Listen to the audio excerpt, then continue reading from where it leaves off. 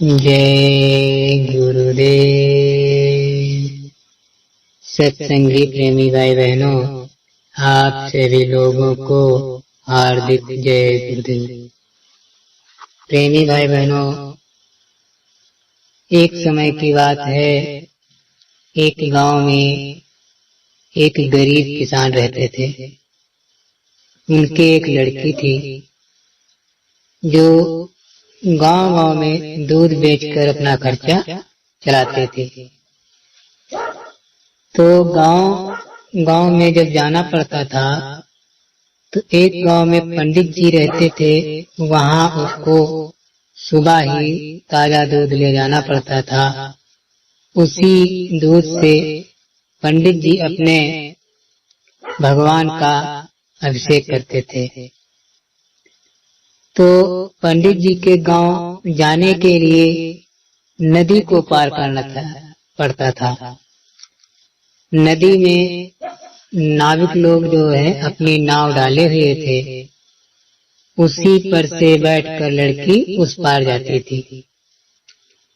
एक दिन ऐसा हुआ कि नाविक लेट से आया, उसको देर हो गई। तो सुबह 7 बजे के बजाय वो दोपहर में 10 बजे आया। तो वहां पर लड़की खड़ी रही। जब नाविक आया तो उस पर बैठकर उस पार गई। जब पंडित जी के दरवाजे पर आवाज लगाई कि पंडित जी दूध ले लो, दूध ले लो, तो पंडित जी बाहर आए और बोले, क्यों इतनी देर लगा दी? आज हमारे प्रभु भूखे हैं। तो लड़की ने कहा, पंडित जी क्या करें, आज नाव वाला बड़ी लेट आया, इसलिए जो मैं इतना लेट हो गई। तो पंडित जी ने कहा कि नदी में नाव वाला, मैं कुछ समझा नहीं। तो लड़की ने कहा, पंडित जी हम जब अपने गांव से आते हैं तो वहां से हमारे और आपके गांव के बीच में जो नदी है उसको पार करना होता है। तो पंडित जी बोले, तो नाव पर से आती हो? तो लड़की ने कहा, हाँ, नाव से आती हूँ और नाव वाले को पैसा दे देती हूँ, तो हमको इस पार कर देता है, इस पार से उस पार कर देता है। तो पंडित जी बोले, क्या तुम भगवान में विश्वास नहीं रखती हो? लड़की ने कहा, मैं रखती हूँ। कहा, तो फिर भगवान में जब तुमको विश्वास है, भगवान पर भरोसा है, तो आप पैदल क्यों नहीं आ जाती? तो लड़की ने कहा, पंडित जी नदी इतनी बड़ी है और इतनी वेग धारा है, तेज धारा है, उसमें पैदल आना बहुत कठिन है। तो पंडित जी ने बड़ी धैर्य से कहा, बेटी क्या तुम भगवान पर से भरोसा नहीं है? तुम भगवान का नाम लो और आराम से उस नदी में पैदल आ सकती हो।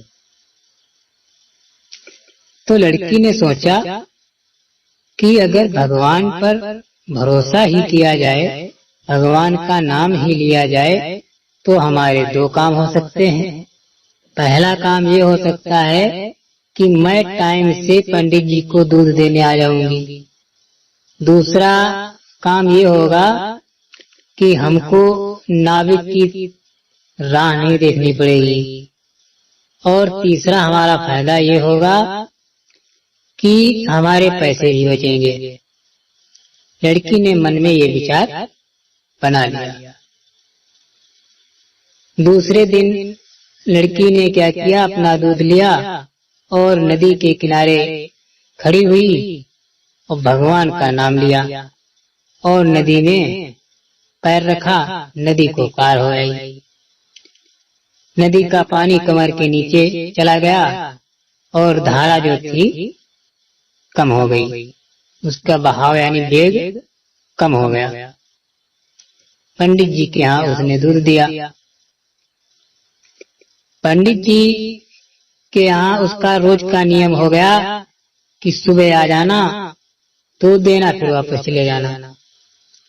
पंडित जी के मन में एक विचार आया कि लड़की रोज उसी टाइम पर आ जाती है, किसी दिन नागा भी नहीं हो रहा है, किसी दिन लेट लपेट भी नहीं हो रहा है समय से।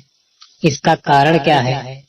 आखिर मैं लड़की से पूछूंगा कि आप कैसे आती हैं और समय से आ जाती हैं? क्या नाविक हमेशा समय से आता है? कैसे आप आती हैं? तो पंडित जी के ये मन में विचार गूंजता रहा। दूसरे दिन जब लड़की सुबह दूध लेकर पहुंची तो पंडित जी ने पूछा, अरे बेटी ये बताओ, तुम इतने टाइम पर सभी दिन फिक्स टाइम पर कैसे आ जाती हो? क्या नाविक वहाँ पहले से मौजूद रहता है या उसको तुमने टाइम बता दिया है? तो लड़की ने मुस्कुराकर कहा, अरे पंडित जी, आप नहीं जानते, आपने ही तो विद्या बताई है कि आपने कहा था भगवान का नाम ले लेना, नदी का वेग कम हो जाएगा, नदी का पानी भी कम हो जाएगा, आराम से पैदल निकल आना। तो अब मैं वही करती हूँ, भगवान का नाम ले लेती हूँ, पानी भी कम हो जाता है, नदी का वेग भी कम हो जाता है और हम इस पार आ जाती हूँ। तो पंडित जी को विश्वास नहीं हुआ। पंडित जी ने सोचा कि ऐसा हो ही नहीं सकता है। पंडित जी जो थे वो पूजा तो करते थे, लेकिन उनकी जो थी आस्था, सच्चे दिल की आस्था उन भगवान में नहीं लगी थी, इसलिए उनको विश्वास नहीं हो रहा था। इधर जब कई दिन बीते तो एक दिन पंडित जी के मन में फिर विचार आया, क्यों न हम चल करके देखते हैं कि ये लड़की सच बोल रही है या झूठ। जब अगले महीने या अगले दिन जब भी लड़की दूध लेकर आई तो उस दिन पंडित जी ने कहा, बेटी ऐसा ये बताओ, अभी तुम वापस जाओगी? कल हाँ, कल तो मैं भी चलूंगा, देखते हैं कि आप झूठ बोलती हैं या सच। तो लड़की ने कहा, ठीक पंडित जी। लड़की ने पंडित जी को दूध दिया। उसके बाद पंडित जी ने कहा, हम भी चल रहे हैं। पंडित जी ने अपना कपड़े पहने, कुर्ता धोती पहनकर चल दिए। जब पंडित जी नदी के किनारे पहुंचे तो देखते हैं कि नदी बहुत तेज बह रही है और नदी की लंबाई चौड़ाई काफी है। तो पंडित जी जो नदी को देखे तो इनके पैरों तले से जमीन खिसक गई। उन्होंने सोचा कि इतनी लंबी चौड़ी नदी ये लड़की पार करती है तो कैसे करती है?